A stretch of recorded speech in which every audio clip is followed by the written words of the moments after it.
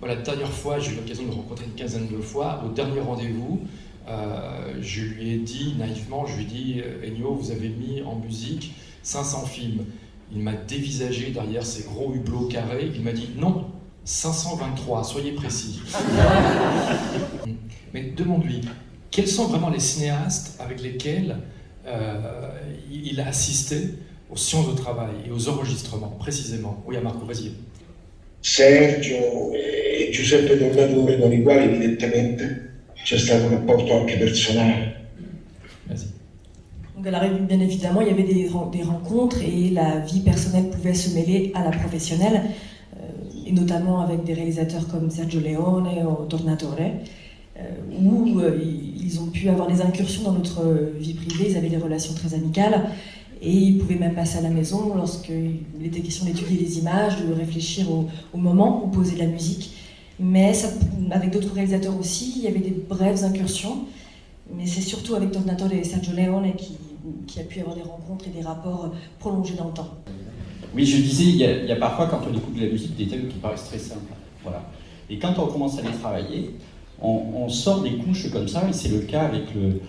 C'est pour ça que j'ai choisi ce thème, le thème des Cheyennes, parce que il paraît tout simple comme ça, et quand on le développe, en fait, alors je crois que j'ai trouvé deux, trois éléments qui m'ont fait comprendre en fait pourquoi j'aimais autant ce thème.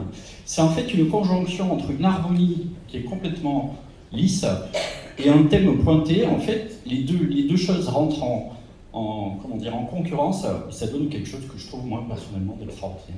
Et il me reçoit sur son immense canapé blanc, alors on est chacun à un bout, avec la traductrice en gros milieu, et il m'engueule. Il me dit mais moi je travaille pas comme ça. Je vois d'abord les cinéastes, ils me racontent leurs films, et pendant qu'ils écrivent leurs films, moi j'écris la musique.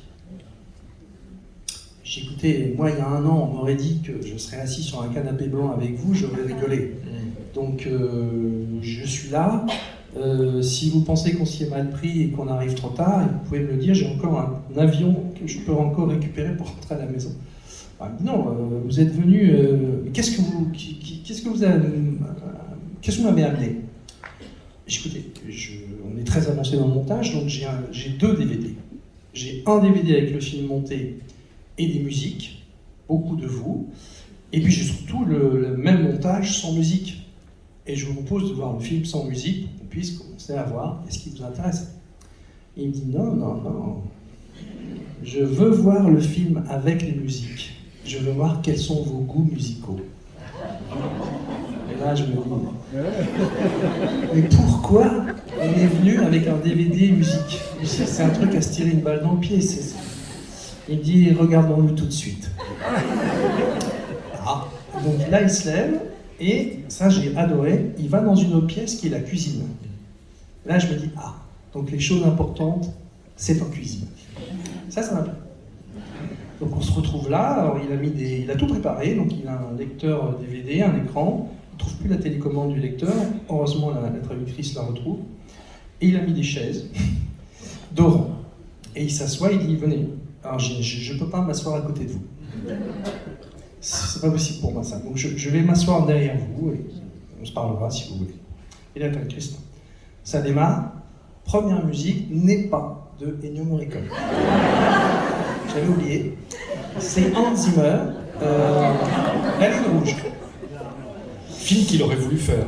Oui, ça je ne savais pas tout ça, j'ai découvert après. Donc il écoute ça et il se retourne vers moi et il me dit des trucs qu'elle ne me traduit pas. Elle me regarde avec un petit sourire, du genre ça va passer. Là, il est en train de me tailler un choc, là. Il n'est pas content. Et pendant ce temps-là, le film tourne.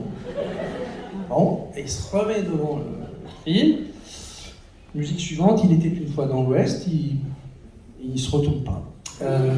Et on va jusqu'au bout du film, et il attend même la fin du faux générique qu'on avait fait avec des faux cartons. Jusqu'au bout, et moi j'attends derrière lui. Fin, et là il se retourne et je vois qu'il a pleuré. Ça a été son dernier grand entretien, et cet entretien se termine sur la réponse qu'il va vous faire. Donc c'est la dernière réponse de Morricone à une interview. Christian va nous lire, il va être pour nous la voix française de Morricone, et enchaîné sur ce texte, Jacques va entamer aussitôt un thème que vous allez immédiatement reconnaître et qui sera le point de sortie de cette rencontre. Christian, c'est à toi. À 91 ans, après plus de 500 films, il est plus difficile de se renouveler, de régénérer sans fin son inspiration. Depuis 2 ans, j'ai refusé plusieurs projets italiens importants. Mon Oscar pour Les 8 salopards m'a amené des propositions américaines, mais sans possibilité d'enregistrer à Rome. Et puis, j'ai les envies de musique absolue, d'œuvres de concert, versant de mon parcours que j'ai parfois sacrifié au profit du cinéma. En même temps, si Tornatore m'appelle, je serai toujours disponible. Arrivera-t-il un jour à monter le projet inabouti de Sergio Leone, Leningrad? Ce serait une magnifique façon de boucler la boucle. Enfin, s'il reste un genre que j'aimerais encore explorer, c'est la science-fiction. Je l'ai juste approché à 2 reprises avec Mission to Mars et L'Humanoïde. Dans ces 2 cas, ma démarche est à l'opposé des compositeurs hollywoodiens qui traitent l'espace à grand renfort de marches néo-wagnériennes tonitruantes. C'est un hommage à Williams. La partition de L'Humanoïde, par exemple, comprend une double fugue à 6 voix pour orchestre et orgue qui crée un effet de surprise sur les envols de vaisseaux spatiaux. Voilà donc ce qui pourrait me motiver demain. Avoir à trouver des solutions musicales non conventionnelles pour raconter les étoiles, le cosmos et l'infiniment grand.